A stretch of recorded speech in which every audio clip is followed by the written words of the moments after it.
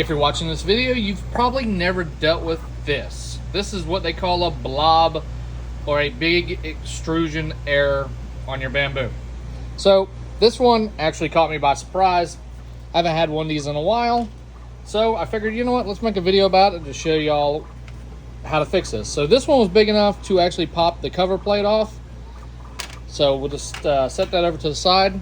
One thing you're gonna want to have on hand is a spare nozzle, because this can be caused by the nozzle, but generally it didn't adhere and then it just built up over the nozzle. So first thing we're gonna do is go to controls. This is a Bambu A1. This method will work for several printers as long as you haven't broke anything off.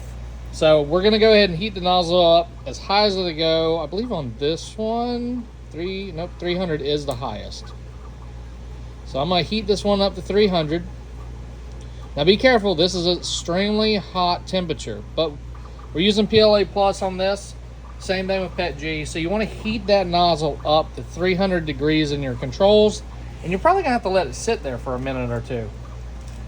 And I'm just checking to see how tight it is on there. Before I started heating it up, you could not get that piece off at all. Now you're gonna hear some popping, some weird sounds that don't sound good from the plastic actually heating up. And let me grab a little screwdriver.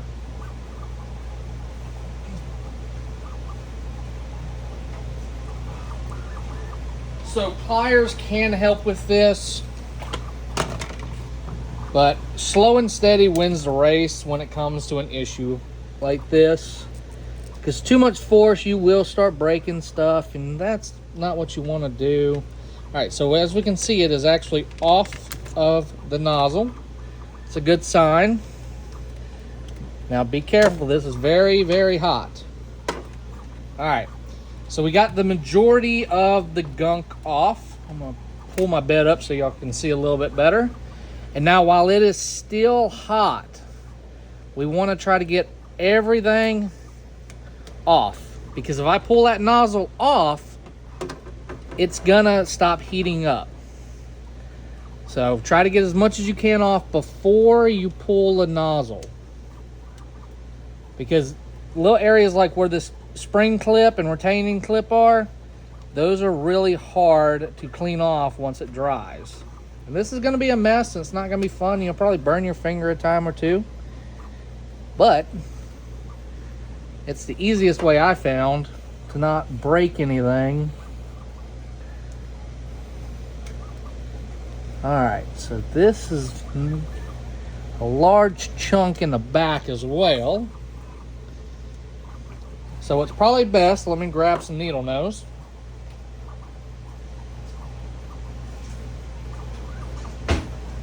Grab these needle nose, and then I'm going to release this.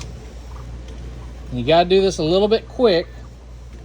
Pull it out, set it off to the side, and while it is still hot, you have to pull all this gunk off. Like I said, it's going to be hot, but as soon as that nozzle comes off, it's going to start cooling down. The system's usually going to tell it that there's no nozzle and you won't be able to heat it up no more. There's a way to bypass that and override it, but I've never tried it, and I'm not gonna mess up my printer by trying something new when this works just fine for me. All right, so that looks like it did break off a piece of the back inside of here, but it is free of the large chunks of plastic.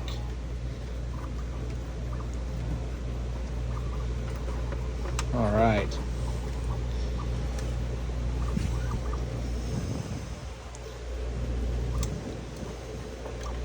And as we can see, we're now at 157 degrees C over on the screen.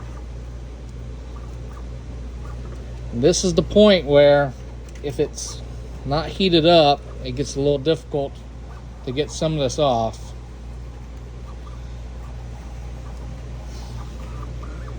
And some people might actually find it easier closer to the 160 to pull it off. But remember, some things like this retaining clip, if you break it, you got to replace the entire heat assembly, which is no fun.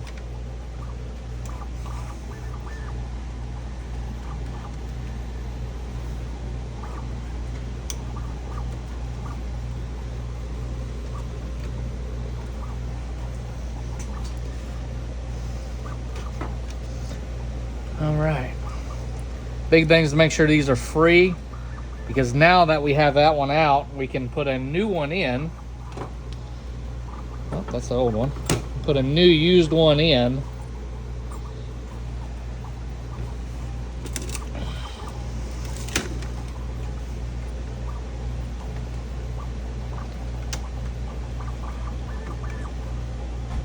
Get that one to heat up.